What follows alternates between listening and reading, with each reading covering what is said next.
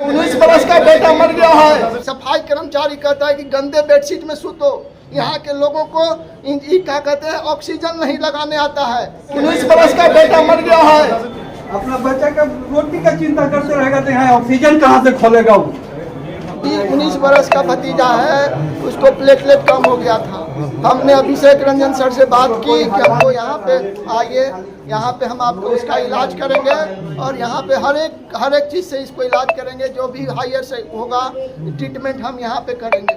यहाँ पे आए, हम भर्ती कराए, वहाँ पे 50-50 हज़ार का दवा, 50-50 हज़ार का ट्रीटमेंट किए और फिर कहे कि जाओ सदर हॉस्पिटल में, हम वहीं पे रहते हैं, वहीं पे हम देखेंगे।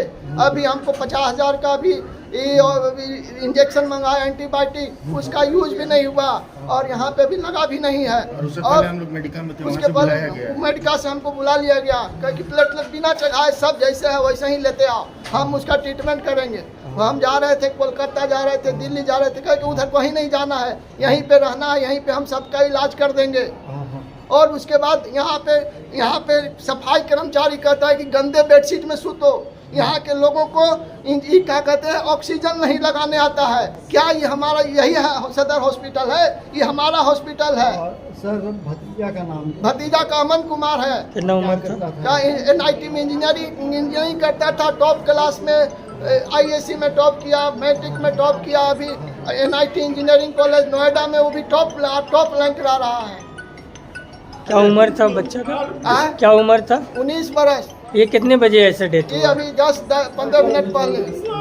डॉक्टर क्या बताया आपको? डॉक्टर बताया कि हम ट्रीटमेंट कर रहे हैं, वो भी बता रहे थे ट्रीटमेंट कर रहे हैं, दवा लाइए। कौन डॉक्टर देख रहे थे? यहाँ पे वही अभिषेक रंजन ही देख रहे थे। यहाँ के नर्स को सफाई कर्मी को बोलने सीखना चाहिए, ये सब चीज करना चाहिए। बोलने चाहिए तो कुछ सोचता ही नहीं, लगता है कि हम तो बहुत बड़ा लाट साहब हैं। यहाँ पे लिखा हुआ है कि सरकारी कर्मचारी के साथ धारा ही लिखा हुआ है। ये बताइए कि भतीजा का नाम है?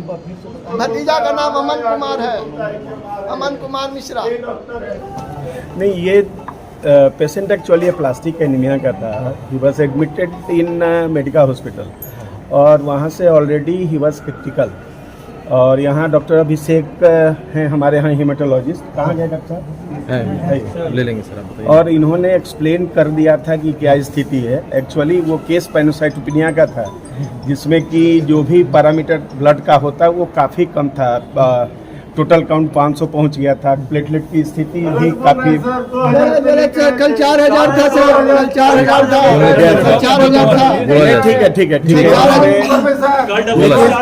नहीं, लेकिन वो एक्सप्लेन था कि वो मेडिकल से 3000 पे लेकर आए थे। नहीं ठीक है, आप सही बोल रहे हैं, तो आप सही क्यों इनपुट दे रहे सर? नहीं, सही बोल रहे हैं आप उसमें। लेकिन ए प्लास्टिक नहीं, प्लास्टिक एनीमिया में ग्रेजुअली इंक्रीज डिक्रीज करता है। ये एक्सप्लेनेशन पहले ऑलरेडी दिया जा चुका था डॉक्टर अभिषेक का। आगे पेशेंट के बारे में 2 शब्द बताएंगे। अभिषेक बताइए। आप लगातार बेहतर कर रहे हैं, हम लोग जान रहे हैं सर। एक्चुअली ये अभी स्टेट कैपिटल में एकमात्र डिपार्टमेंट ऑफ क्लिनिकल हेमेटोलॉजी जो सदर हॉस्पिटल में चल रहा है। यहाँ सारे जो भी पेशेंट्स आते हैं ब्लड डिसऑर्डर्स के, सारे क्रिटिकली इल होते हैं। एक्सप्लेन किए हुए थे, मैंने बहुत डिटेल में एक्सप्लेन किया हुआ था कि पेशेंट क्रिटिकली इल हैं। प्रेजेंटेशन जो थे उस समय पेशेंट का WBC काउंट, हीमोग्लोबिन और प्लेटलेट्स बहुत कम था। ऐसे पेशेंट्स में रिस्क ऑफ इन्फेक्शंस बहुत ज़्यादा होता है और अचानक से पेशेंट डिटोरिएट करते हैं। 5000, 10,000, इवन 20,000 प्लेटलेट काउंट पे रिस्क ऑफ IC ब्लीड बहुत ज़्यादा होता है। इंट्राक्रेनियल ब्लीडिंग बहुत ज़्यादा होता है। In spite of multiple platelet transfusions हम लोग पेशेंट को कई बार रिससिटेट नहीं कर सकते हैं, क्योंकि जो मैरो होता है वो ऑलरेडी ड्राई हो चुका होता है, उसमें कोई सेल्स का फॉर्मेशन नहीं होता है। तो ये लाइफ थ्रेटनिंग कंडीशन होती है। पर यहाँ पे ऐसे पेशेंट्स बहुत बार आते हैं, अक्सर आते हैं और मंथ में बहुत कॉमन प्लास्टिक एनीमिया, इस तरह के सीवियर पैनसाइटोपिनिया के पेशेंट्स आते हैं। और एज ए डॉक्टर हम लोग पूरी प्रयास करते हैं कि उनको पेशेंट को हम लोग रिससिटेट कर सकें, लेकिन एक्सेप्ट फॉर द ट्रांसप्लांटेशन, वो भी ट्रांसप्लांटेशन है विद इन 7-10 डेज अगर नहीं होता है तो हम लोग पेशेंट को लॉन्गेविटी नहीं दे सर सकते आपके अंडर में पेशेंट जो जिसकी डेथ हुई है कब आया था ट्रीटमेंट के सर लिए? ये पेशेंट को हम लोग 18 को हम लोग एडमिट किए थे। कल भी मैं आया था राउंड्स के लिए, आज भी मॉर्निंग में आके राउंड्स लिया। पेशेंट अचानक से डिटोरिएट करते हैं कई बार in spite of best medical care. ये हर इंस्टीट्यूट में होता है, ऐसा नहीं है कि सिर्फ यहाँ डिस्ट्रिक्ट हॉस्पिटल में। ये पेशेंट को हम लोग जनरल वार्ड में ही ट्रीट करते हैं। Unless until patient critically ill, बहुत ज़्यादा ना इल हो जाए तब तक हम लोग आईसीयू में शिफ्ट नहीं करते हैं, क्योंकि आईसीयू का सेटअप और ज़्यादा आपका डेंजरस होता है। वहाँ पे क्रॉस इन्फेक्शंस और सीरियस बग्स के साथ इन्फेक्शन कंटामिनेशन होने का और ज़्यादा रहता है। तो हम लोग जितने भी ब्लड कैंसर्स हैं और सीवियर एप्लास्टिक एनीमियाज के पेशेंट्स हैं, जो as long as they are okay, ठीक रहते हैं, हम लोग उनको जनरल वार्ड में ही उनको मैनेज करते हैं।